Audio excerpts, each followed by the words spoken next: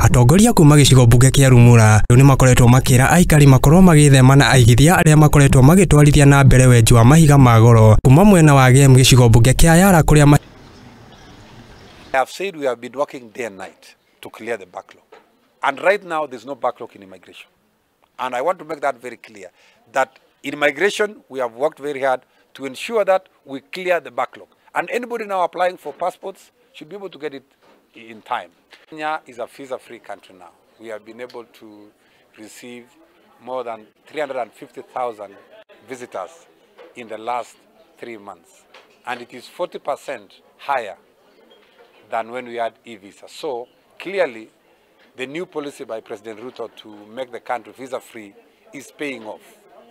Best news for Kenyans is that now you can get your passport very fast. Before the end of this week, we are getting new printers, 2 of them, to even fasten. We received about 2 weeks ago, we received more than 100,000 booklets. There's 100,000 booklets. There's another 100,000 coming next week. And I think we are good to go. We thank the government for giving us the resources required, giving us the money we needed so that we streamline the issue of passports. So going forward, Kenyans will really enjoy the services from immigration. We have started 2 state-of-art banking halls at Nya House.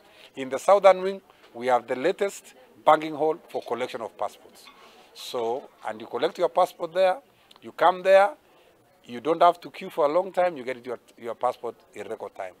For biometrics, we have increased the counters from 10 to 20 so that whoever wants a passport can come apply there.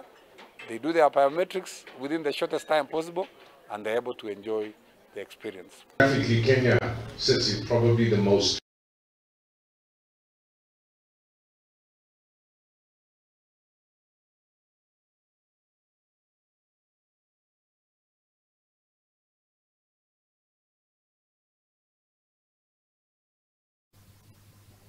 aya